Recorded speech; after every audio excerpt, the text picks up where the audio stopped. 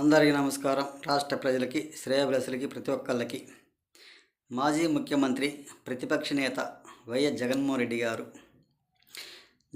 రెడ్డి గారు ఏపీ ప్రజలు ఇక నిన్ను నమ్మరుగాక నమ్మరు.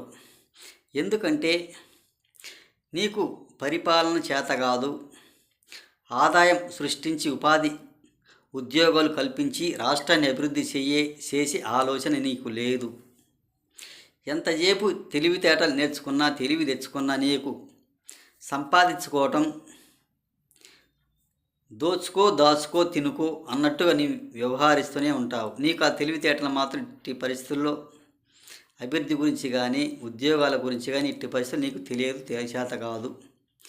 నీకు అసలు ఎంత అయినా కానీ ఓపిక, ఎంత సాహసం కూడా నీకు లేదు. నువ్వు నేర్చుకొని చేత కాదు. మరి నీకు రాదు.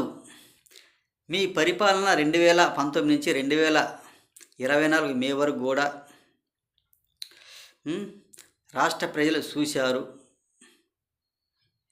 మరి ఇక చాలు నీ ప్రభుత్వం, నీ వైసీపీ పరిపాలన. నీవు ముఖ్యమంత్రిగా మళ్ళీ ఏపీ ప్రజలు నమ్మించే ఆలోచన నుండి నువ్వు వెనక్కి తగ్గితే మంచిది. ఎవరు నమ్మే స్థితిలో లేరు. నువ్వు ముఖ్యమంత్రి ఏపీలో చెయ్యాలి, మళ్ళీ పరిపాలించాలి, జనాన్ని పరిపాలించాలంటే ఎప్పటికీ చేత కాదు. నేను నమ్మే స్థితి కూడా లేదు. నువ్వు వెనక్కి తగ్గితే చాలా వరకు మంచిది. ముందు నువ్వు 5 సంవత్సరాల కాలం నువ్వు చేసిన తప్పులు ఏమిటి, వాటి మీద సమీక్ష చేసుకో. ఒకసారి ఆలోచించుకో. నువ్వు ఏపీ ప్రజలు ఏ విధంగా చేసావు, ఎలా చేసావు, రాష్ట్ర రాజధాని కానీ, పోలవరం కానీ, ప్రత్యేక హోదా కానీ, స్పెషల్ స్టేటస్ కానీ, నీదల్లా స్పెషల్ స్టేటస్ ప్రత్యేక హోదా మన రాష్ట్రానికి అవి ఏమైనా తీసుకొచ్చారా? ఏమి చేయలేదు, ఏం తీసుకురాలేదు. వాటి మీద సమీక్ష పెట్టి మనస్ఫూర్తిగా నువ్వు చేసిన తప్పులు ఏమేమి చేసావు, ఎలా చేసావు అనేది ప్రజల ముందుకు వెళ్ళు. నువ్వు నేను తప్పు చేశాను, నన్ను క్షమించండి, నా తప్పులన్నీ క్షమించండి, ఇక నుంచి భవిష్యత్తులో ఇలా చెయ్యను అని ఫస్ట్ ప్రజల దగ్గరికి వెళ్ళి ప్రజల వద్ద ఈ విషయాన్ని ప్రస్తావించండి. మరి నీలో ఉన్న రవిడీజాన్ని, ఫ్యాక్షనిస్టుని, కక్షపూరిత రాజకీయాన్ని మనస్ఫూర్తిగా ఇవి నీలో నుంచి తప్పించేసుకో. అవి వింటే మాత్రం నీకు పనికిరావు, నువ్వు చేత కాదు. మరియు ప్రజాస్వామ్య చట్టాలు వీటి మీద బాగా స్టడీ చెయ్యి. అప్పుడు మళ్ళీ నువ్వు ఏపీ ప్రజల దగ్గర రా. ఎవరైనా సీనియర్ నాయకులు, ముఖ్యమంత్రికి చేసిన వాళ్ళు, సీనియర్ వాళ్ళు ఉంటే మాత్రం వాళ్ళ దగ్గరికి వెళ్ళి పరిపాలన ఎలా చేయాలి, ఎలా సాగించాలి, ఒక పెట్టుబడులు ఎలా తీసుకురావాలి, కంపెనీలు ఎలా రావాలి అనేది కొంచెం నేర్చుకో. ఏపీ ప్రజలకు ఏ విధంగా చేయాలి, ఎలా చేయాలని. మీరు లేచిన దగ్గర నుంచి కక్షపూరిత రాజకీయాలు, శవరాజకీయాలు చేశారు. నువ్వు వినుకొండలో శవాన్ని పట్టుకున్నావు. ఆ శవాన్ని తీసుకొని, ఆ శవంతో పాటుగా నీకు శవాలు దొరికితే శవ రాజకీయాల కోసం పోతావు. ఆ శవాన్ని పట్టుకున్నా నేను ఢిల్లీ పోతున్నా అంటావు. అక్కడ జంతర్ మంతర్ దగ్గర నేను ధర్నా చేస్తానంటావు. పొయ్యావు, దిగావు. అక్కడ నిన్ను ఆహ్వానించలేదు. మోడీ గారు నిన్ను దగ్గరికి రానివ్వలేదు. నీకు అపాయింట్మెంట్ మాత్రం ఇవ్వలేదు. అక్కడి నుంచి వెనుదిరిగావు.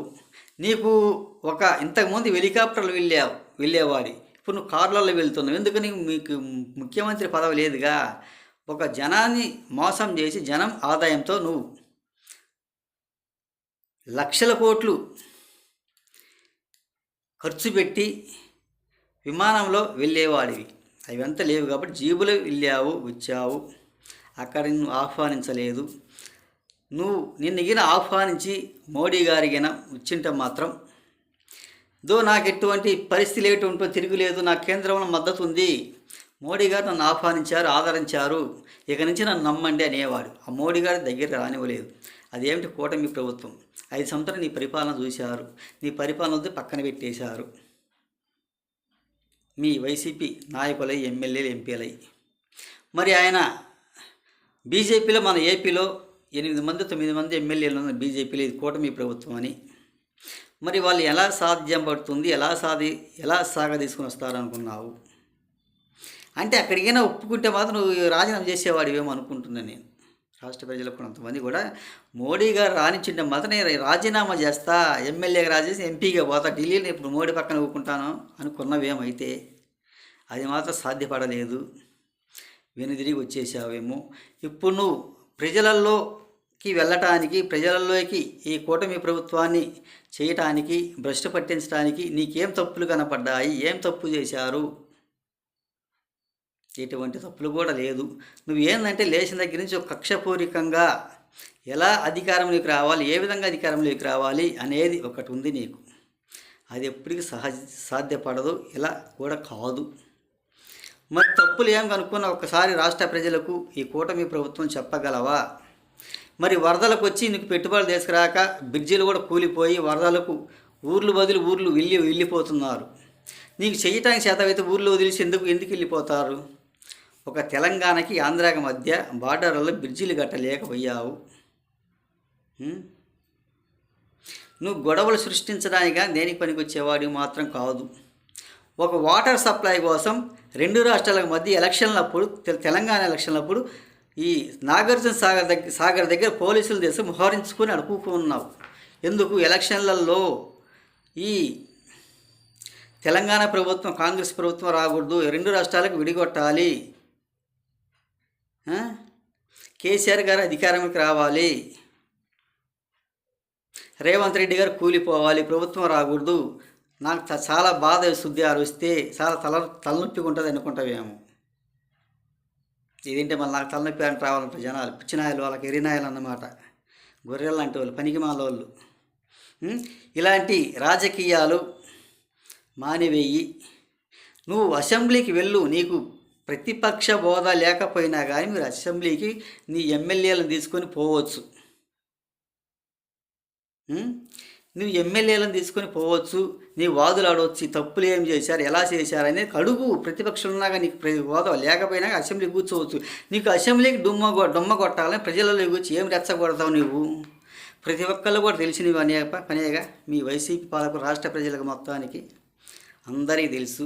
నీకేం చేయటానికి చేతగాక ఇలా రెచ్చగొట్టడానికి వచ్చాడు అనేది ప్రతి ఒక్కళ్ళకు కూడా తెలుసు. ఒకసారి ఆలోచించుకోండి. రాష్ట్ర ప్రజలు కూడా ఈ 5 సంవత్సరాలు చేసిన పరిపాలన ఇది కాబట్టి ఆయన జనాలలో నేను జనాలను ఇప్పుడు వాళ్ళు పోకపోయినా కానీ జనాలలో ఉన్నానని మెప్పించుకోవడానికి ఈ విధంగా అసెంబ్లీకి ముందు, బడ్జెట్ సమావేశాలకు ముందు ఏపీలో జనాలలో నేనున్నా ఏంటి, నేను జనాలలో ఉన్నా, నేను ఏం జనాలు ఆదరిస్తా? నిన్ను ఎవరు ఆదరిస్తా? జనాలు.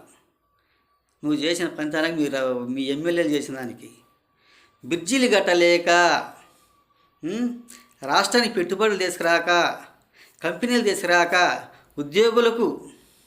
నిరుద్యోగులు చాలామంది ఉన్నారు, వాళ్ళ ఉద్యోగులకు నోటిఫికేషన్ ఇవ్వలేక, జీతాలు సరిగా చెల్లించలేక, పింఛన్ సరిగా ఇవ్వలేక సతికల్లబడ్డ ప్రభుత్వం ఇది. ఏ విధంగా రెచ్చగొడతా, ఎలా సాధ్యపడుతుంది? ఒకసారి చెప్పండి రాష్ట్ర ప్రజలకి. మీ వైసీపీ వాళ్ళు ఊరొక రెచ్చగొట్టే పనులు మాత్రం చేయబాకండి. మీ వైసీపీ ఎమ్మెల్యే పేర్ని నానిగారు, కొడాలి నానిగారు, నగరి ప్రతిపక్ష ఎమ్మెల్యే రోజా గారు, ఇంకా చాలామంది నాయకులు ఉన్నారు.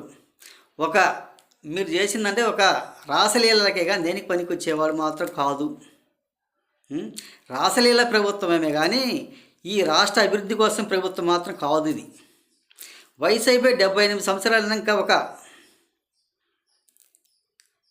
దాన్ని ఏమంటే నాకు గుర్తు రావటం లేదు. అలా చేయటం కూడా సహజమైనది కూడా కాదు. ముసిలితనం అయిపోయినా కానీ వ్యామోహం ఎలా వస్తుంది? విజయసాయిరెడ్డి గారు ఒక మహిళని ఆ విధంగా చేయటం, ఒక గర్భిణీ చేయటం ఎలా సాధ్యపడుతుంది? మీకు ఇళ్ళల్లో పిల్లలు, భార్యలు ఉన్నారుగా. ఒకసారి ఆలోచించుకోండి. ఇటువంటి ఎదవ పనులు, ఎదవ ఆలోచనలకు మాత్రం పనికి వస్తారుగా, దేనికి పనికి వచ్చే వాళ్ళు మాత్రం కాదు ఈ వైసీపీ వాళ్ళు. ఒకసారి ఆలోచించుకొని మీ పరిపాలన అంతా, మీరు చేసిందంతా అని తెలియజేస్తూ, మీ వైసీపీ పరిపాలన అంతా ఒక శవరాజకీయాలు, రాసలీలలకి వీటికి పనికొచ్చే ప్రభుత్వం పార్టీ కానీ రాష్ట్ర అభివృద్ధి కోసం, సంక్షేమ పథకాల కోసం, సంక్షేమం సృష్టించే దానికోసం మాత్రం రాష్ట్ర ప్రజల కోసం మాత్రం కాదు, రాష్ట్ర అభివృద్ధి కోసం మాత్రం కాదు అని తెలియజేస్తూ, ఇటువంటి పనికిమాలిన ఆలోచనలు, పనికిమాలిన మాటలు మాత్రం మానేయండి అని తెలియజేస్తూ, రాష్ట్ర ప్రజలకి, శ్రేయోభిలాషులకి ప్రతి ఒక్కళ్ళకి హృదయపూర్వక ధన్యవాదాలు.